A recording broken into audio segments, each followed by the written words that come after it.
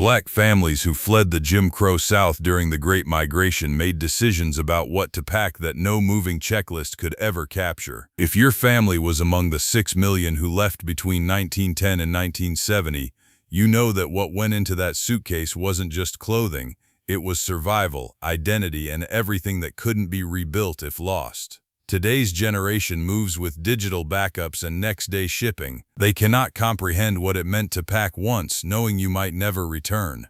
Here are 10 things Black families packed when they fled the South. Family photographs. Photographs weren't sentimental extras.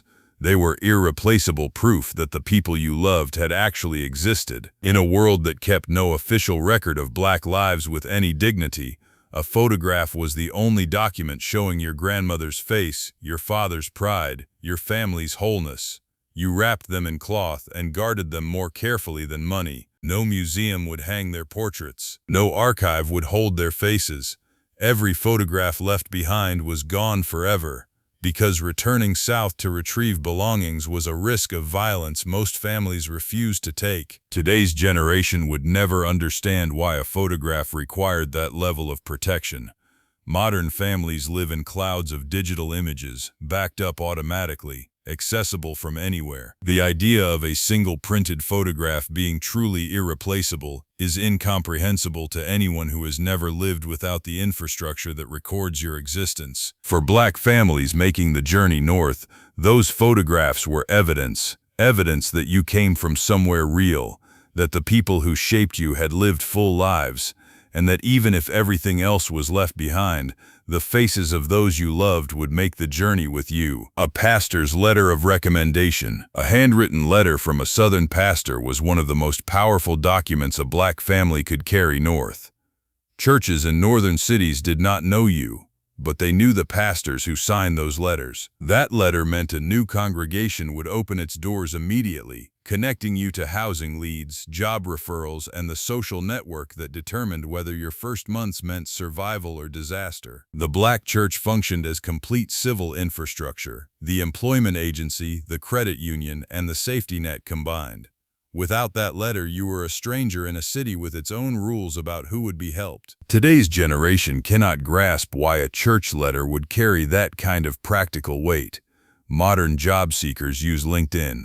Modern newcomers join Facebook groups. The idea that a religious institution once functioned as the sole gateway to economic survival is too raw for today's sanitized understanding of what the church represents. For Black families arriving in northern cities, that letter announced you were vouched for, that you came from people who were known, and that you intended to build something, not merely survive the first winter alone and unconnected. A Northern Pfaffery job offer letter. You did not board that train without paperwork.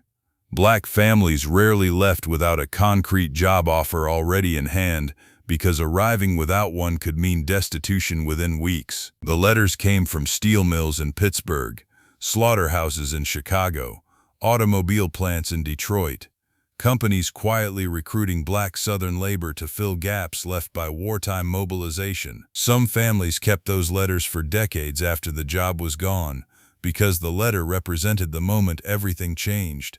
It said, "There is a place for you somewhere else." Today's job market would never produce that kind of letter. Modern hiring is digital and revocable. You don't leave everything behind based on an email. The trust placed in a physical offer from a company you had never seen, in a city you had never visited, is something today's workforce cannot appreciate. For Black families in the Jim Crow South, that letter was a ticket out, specific enough to be real, official enough to be believed, and precious enough to be packed before almost everything else. The family Bible. The family Bible carried north was not a devotional item.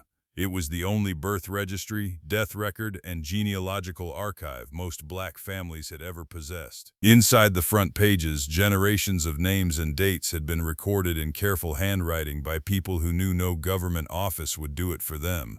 Your grandmother's birth year, children who didn't survive infancy, marriages no courthouse had documented. Official record-keeping for Black Americans in the South was catastrophically incomplete, and the family Bible combined the weight of a legal document with the meaning of a sacred object. Today's genealogy enthusiasts use Ancestry.com and DNA tests.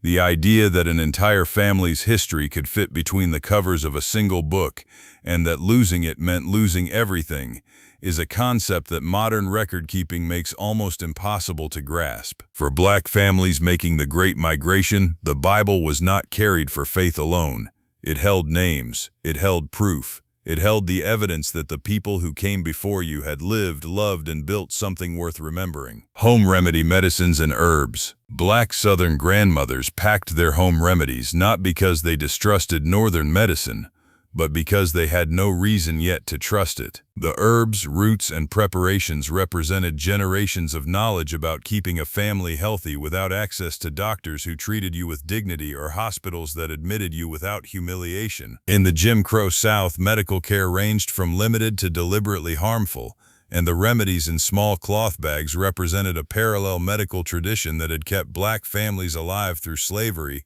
Reconstruction, and decades of exclusion from mainstream healthcare. Today's sanitized wellness industry has repackaged this knowledge as alternative medicine while erasing the survival context that made it necessary.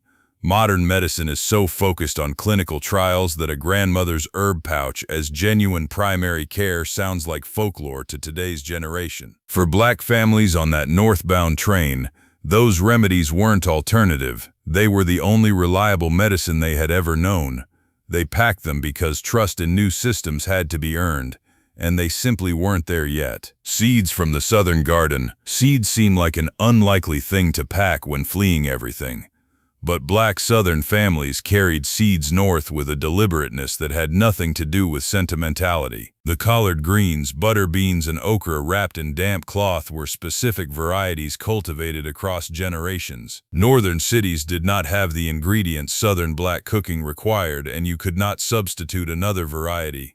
The flavor, the cultural memory embedded in food grown from seeds your grandmother had saved, none of that transferred to a grocery store approximation. So you packed the seeds and found dirt somewhere in the city to plant them. Today's food culture celebrates heirloom seeds as premium lifestyle choices. The idea that seeds were once cultural preservation, that losing them meant losing a piece of your community's identity, is too raw for modern food media to capture honestly. For Black families arriving in northern cities, those seeds were a promise that even in concrete and cold they would grow what they knew, eat what they remembered, and stay connected to the land they had left behind. A hidden weapon. Every Black family that fled the Jim Crow South understood that the journey itself was dangerous. The decision to carry a weapon, a pistol wrapped in clothing, a knife tucked into a shoe, was made with clear understanding that Black families traveling were targets at every step, in train stations, during layovers in border cities, and on arrival in neighborhoods not always welcoming. You were traveling with children, with elderly relatives, with everything you owned marking you as migrants. The weapon went into the bag not because anyone wanted to use it, but because being defenseless in a hostile geography was a risk no responsible parent would accept. Today's travel culture would never accommodate this reality. Modern security and a legal framework that treats every firearm as a political statement have made the pragmatic weapon carrying of this era invisible. Sanitized migration history focuses on hope while quietly erasing the danger that made self-defense necessary. For Black families on that journey, the hidden weapon was not aggression, it was love. The last line of protection for the people you were responsible for keeping alive until you reached somewhere safer. Children's school records. Black parents carried their children's school records north with a conviction that might seem excessive until you understand what it represented. Every grade and every teacher's note was documentation against a system that would otherwise assume the worst about a Black child the moment they walked through a northern school door. Black children arriving from the South were frequently placed in lower tracks regardless of their actual performance, unless a parent walked in with evidence proving otherwise. The records were the argument you made before the argument started. My child has already done this work, and you will not restart them based on assumptions. Today's educational culture would never honestly reckon with why those records were necessary, because doing so would require acknowledging that Northern schools engaged in systematic academic suppression of black children that had nothing to do with merit. For black families making the Great Migration, those records were armor, packed alongside food and medicine because education was understood, with absolute clarity, as the one investment that racism could delay but never ultimately defeat. Burial insurance policies. Among the most carefully packed documents were burial insurance policies, sold to black families by black-owned insurance companies that understood a market the mainstream industry refused to serve. Mainstream insurers either refused to cover black Americans or charged predatory rates, so these policies guaranteed that if you died, your family could bury you with dignity without being financially destroyed. Black families intended to meet death with dignity intact, and you packed that policy because it was proof that your life had value, enough value to be buried properly. Today's life insurance industry is digitized and regulated in ways that make the specific history of black burial insurance nearly invisible.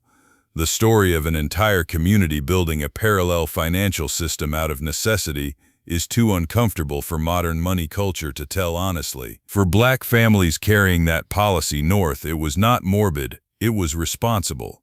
It said, whatever happens on this journey, I have already made arrangements. I have already taken care of my people. A handwritten list of safe addresses. The last thing many black families tucked into that suitcase was a handwritten list of safe addresses, a piece of paper that could mean the difference between life and death. Before the Green Book was widely distributed, black families maintained their own network of trusted stops, homes of relatives, churches with open doors, rooming houses run by black families. Every name was someone who had agreed to be a safe harbor. The list contained information that couldn't be published, towns where stopping was dangerous, motels that would rent to black travelers versus those that would call the police.